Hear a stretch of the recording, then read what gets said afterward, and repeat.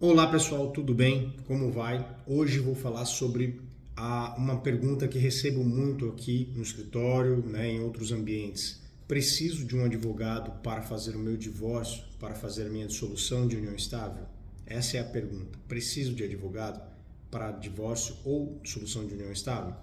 Acompanhe aqui. Meu nome é Leandro Canavaz, eu sou advogado, sou graduado e mestre em Direito, especializado em Direito de Família e venho contribuindo aqui nesse canal com várias informações relacionadas aí a direito de família, direito patrimonial também, adoção. Então, se você gostou desse vídeo, curte, dá um like, compartilha, isso nos auxilia e incentiva a continuar produzindo, certo? Então vamos lá. A nossa proposta aqui sempre é essa, de fazer vídeos diretos e objetivos para que, de fato, a gente entregue o conteúdo necessário, né? Pois bem, a pergunta que fiz no início é aquela, né? Preciso de advogado para resolver a minha questão conjugal, seja o divórcio, seja a dissolução de união estável? Preciso? Sim, precisa, tá?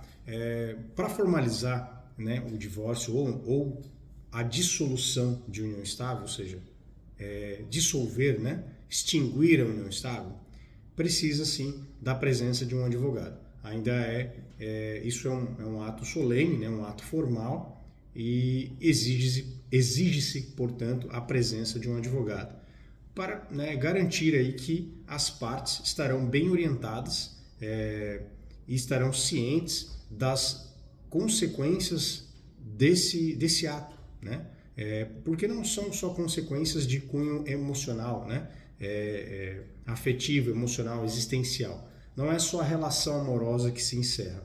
Geralmente encerra-se aí uma série de responsabilidades, uma série de obrigações que são recíprocas, né, entre si, entre os cônjuges, e também, muitas vezes, a maioria das vezes, quando encerra um divórcio ou uma união estável, também há impactos e consequências em terceiros, em outras pessoas, né? Em outros negócios. É bem comum que as partes que estavam juntas, elas tinham investimentos ou tinham dívidas, né?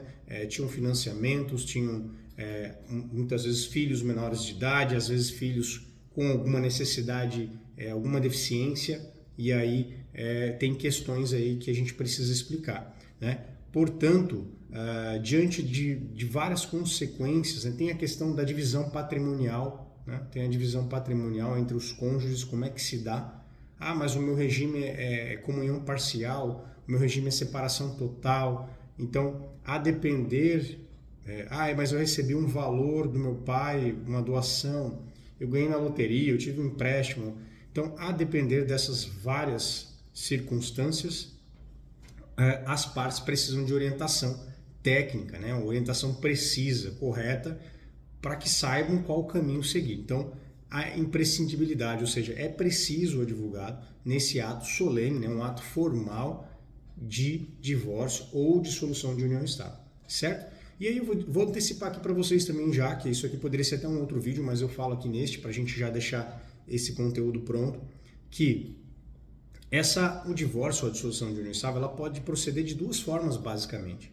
Ela pode ser extrajudicial, ou seja, ela pode ser feita direto num cartório, né, um cartório extrajudicial, popularmente conhecido assim, né, como cartório, por isso eu estou usando essa expressão, e aí faz-se uma escritura pública, né, um documento público elaborado pelo cartório, é uma petição do advogado que vai para o cartório faz ali com base no pedido do advogado das partes, e faz-se então a dissolução de união estável ou o divórcio. Porém, em alguns casos é preciso obrigatoriamente passar pela via judicial, tá? Regra geral, ainda tem algumas mudanças, claro que o direito está sempre mudando, né, pessoal? Está sempre se atualizando, buscando se atualizar. Que bom, né? Senão ficaria completamente arcaico, né? Muitas questões já são arcaicas e o direito tenta acompanhar. Então, que bom que ele tem atualizações. E aí, até então, até esse momento, a gente tem, para fazer extrajudicial, tem alguns requisitos. Por exemplo, né, se tiver um filho com menos de 18 anos de idade, esse processo precisa ser obrigatoriamente judicial. Então, não dá para fazer extrajudicial. Se tiver uma criança incapaz, né, uma pessoa com deficiência, sob a responsabilidade desses cônjuges, também vai precisar passar via judicial, não vai poder ser extrajudicial. Geralmente o extrajudicial é quando tem acordo, quando não há filhos menores de 18 anos ou incapazes, certo? Então, assim, quando são situações dessa natureza que geralmente vai para o extrajudicial. E aí, como eu disse, né, se tem criança, se tem adolescente, se tem alguma pessoa que está sob os seus cuidados, que é incapaz, né, que é deficiente, precisa obrigatoriamente passar pelo Ministério Público, né, que é o fiscal da lei, ou seja, pelo Judiciário, que aí o Ministério Público vai fiscalizar também essa situação, enfim, precisa passar pelo Judiciário, melhor dizendo, tá?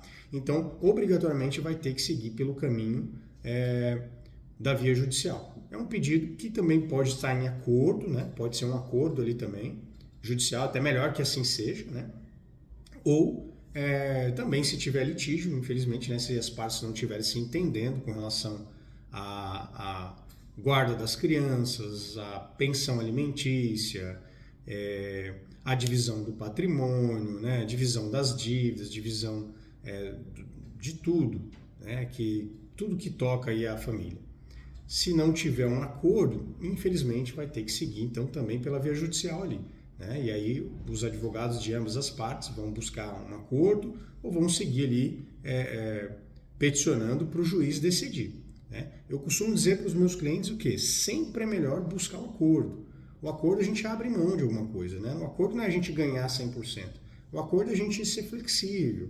Por quê? Às vezes mais vale nós sermos flexíveis se chegarmos num acordo do que termos um terceiro estranho decidindo sobre as nossas vidas, né? Então imagina você que está nesse caminho do divórcio, você, seu companheiro ou companheira, e aí um terceiro estranho, ou seja, um juiz, né, vai decidir sobre a vida de vocês. Então acaba que essa decisão ela nunca agrada, né? Nem um lado nem o outro. É bem raro agradar só um lado. É bem raro, acontece às vezes, claro, né? Dependendo da decisão que vier. Mas o mais interessante é que vocês que conhecem muito bem da vida de vocês e da vida dos filhos de vocês, ou quando não há filhos, mas da vida de vocês, do patrimônio de vocês, das empresas de vocês, que vocês decidam sozinhos, né? Sem a interferência de um terceiro que não os conhece, não sabe da realidade de vocês, tá certo? Então, é um pouco disso, pessoal. Esse é o conteúdo da aula de hoje, né? Falando um pouquinho aqui sobre a necessidade, tanto na solução de união estável, como no divórcio.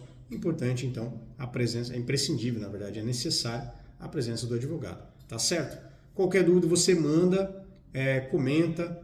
Se você gostou do vídeo, curte, compartilha, se inscreva no canal. Isso auxilia a nossa produção aqui, para que a gente possa continuar produzindo esses conteúdos, tá certo? Até breve.